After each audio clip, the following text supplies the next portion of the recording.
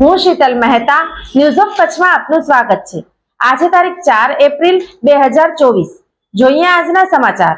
News of Kutch power by opal electronics, LG best shop, Vijaynagar road Bhuj, Rambag road Adipur. Power by KC jewellers, latest fashion ડિઝાઇનના ઓર્નામેન્ટ્સનો વિશ્વાસપાત્ર showroom, hospital road Bhuj. Rupala સામે વિરોધ શમી રહ્યો નથી।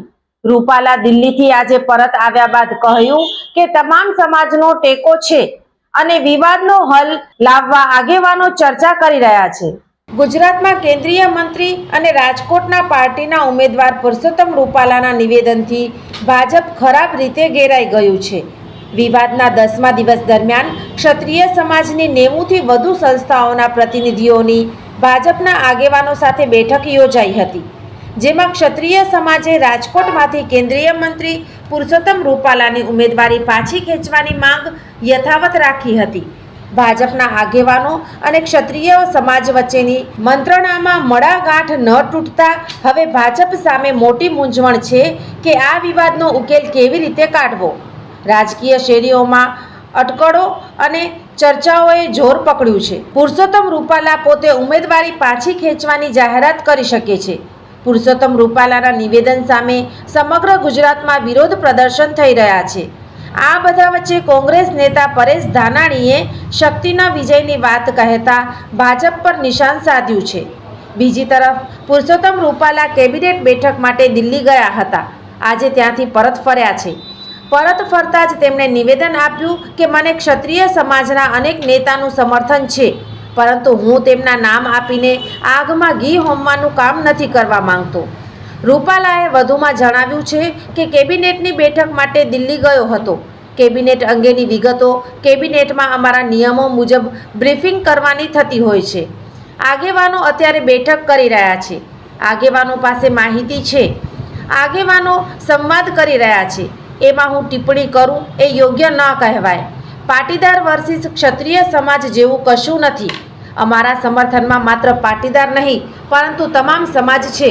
દિલ્હીથી આવી ગાંધીનગર પહોંચ્યા બાદ પુરુષોત્તમ રૂપાલાના નિવાસ સ્થાને એક બેઠક યોજાઈ હતી। ભાજપના સંગઠન મહામંત્રી રત્નાકર રૂપાલા અને ગૃહ રાજ્યમંત્રી હર્ષ સંઘવી વચ્ચે પોણો કલાક બેઠક થઈ હતી। ઉલ્લેખનીય છે કે ગઈકાલે રાજપૂત સમાજ અને ભાજપના ક્ષત્રિય આગેવાનો વચ્ચે યોજાયેલી બેઠક બાદ રત્નાકરને રિપોર્ટ સોંપવામાં આવ્યો હતો। અમારા સમર્થનમાં તમામ સમાજ છે, એમાં આપણે આવું કોઈ ક્ષત્રિય સમાજના ઘણા બધા આગેવાનોએ મારી સાથે સમર્થન જાહેર પણ કરેલું છે। મેં એમના નામે પણ બોલતો હતો ને અત્યારે પણ બોલી શકું, પણ એમ કરીને આ વિવાદની અંદર એને આગ હોમવાનું કામ કરવાનું મારો કોઈ આશય નથી। લંબાવવામાં આવી રહ્યો છે એવું લાગે છે? મેં કહ્યું ને એમ કે મેં પહેલી વખત મારા વિચારો વ્યક્ત કરી દીધા, મીડિયા સામે પણ કરી દીધા, સમાજની વચ્ચે પણ કરી દીધા। એટલે મારી દ્રષ્ટિએ હવે એમાં હું વધારાની કોઈ વિષયને જોડવાના મતમાં નથી। એવું કશું કરવાની કોઈ આવશ્યકતા નથી અને આવા બધા ઇસ્યુઓને પણ આપે પણ એડ્રેસ કરવાની જરૂર। ભારતીય અંક જ્યોતિષ શાસ્ત્રના પ્રણેતા, ભારતના 8 વડાપ્રધાનોની આગાહી કરનાર જ્યોતિષી શંકર ગોર ઇન્દિરા ગાંધીના વિજય અને અપમૃત્યુની સચોટ આગાહી કરી, રાજીવ ગાંધીના પરાજય અને તેમના અપમૃત્યુની પણ સચોટ આગાહી કરી, અટલ બિહારી વાજપેયીના રાજીનામાની સચોટ આગાહી કરી, હાલના ભારતના વડાપ્રધાન નરેન્દ્ર મોદીની જીતની પણ સચોટ આગાહી કરી। વર્ષ 2012માં પણ નરેન્દ્ર મોદી માટે આગાહી કરી છે કે મોદીજી જીતની હેટ્રિક કરશે અને 2024માં પણ ચૂંટણી જીતશે।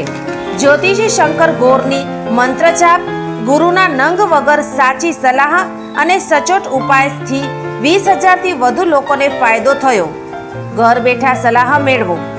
મોબાઈલ નંબર 9909602928, ટીના હાઉસ, છઠ્ઠી બારી ring road, Bhanji street, Bhuj, Kutch.